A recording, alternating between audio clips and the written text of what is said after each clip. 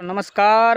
તો એક ભાઈની ખૂબ સરસ મજાની એવી કોમેન્ટ હતી કે અમારે લીંબુ વાવ્યા અને લગભગ 1.5 વર્ષ જેટલું થયું છે, તો એને કટિંગ કામ કરવું કે ન કરવું, કટિંગ કરવાથી શું ફાયદો થાય ને શું ન થાય, એના વિશે ખાસ આજે આ વિડીયોના માધ્યમથી જણાવી દઉં કે લીંબુની અંદર વર્ષ કે 1.5 વર્ષનો છોડ હોય ત્યારે કટિંગ તો કરવું જ પડે।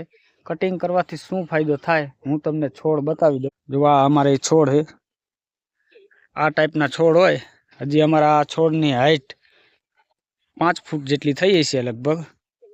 તો આને કટિંગ કેવી રીતે કરવું કે નીચેથી થળિયેથી ફૂટ કે 1.5 ફૂટ જેટલો ચોખ્ખું કરી નાખવાનું, એકય ડાયર રહેવી ન જોઈએ। આ તમે ડાયર જુઓ, આ બધી ડાયરું રહી, આ બધી ડાયરું કટિંગ કરી નાખવાની, એક અહીંયા લગી, આટલે લગી બધી ડાયરું કટિંગ કરી અને થળિયું એકદમ ચોખ્ખું રાખવાનું।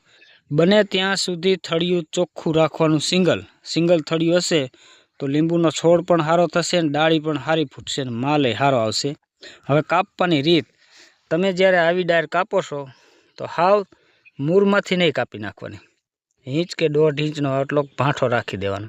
ભાંઠો રાખવાથી શું ફાયદો થાય કે ભાંઠો તમે રાખશો તો આ થળિયું જેમ જાડું થશે એમ આ ભાંઠો રહ્યો અંદર ઉતરતો જશે, એટલે જ્યારે થળિયું આ મજબૂત બની જાય ત્યારે ભાંઠો આખો અંદર ઉતરી જાય, એટલે એકદમ આવી રીતનું જ રહે।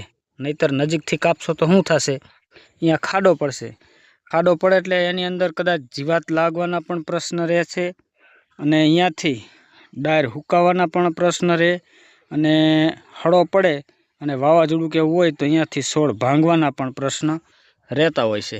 જય જવાન, જય કિસાન।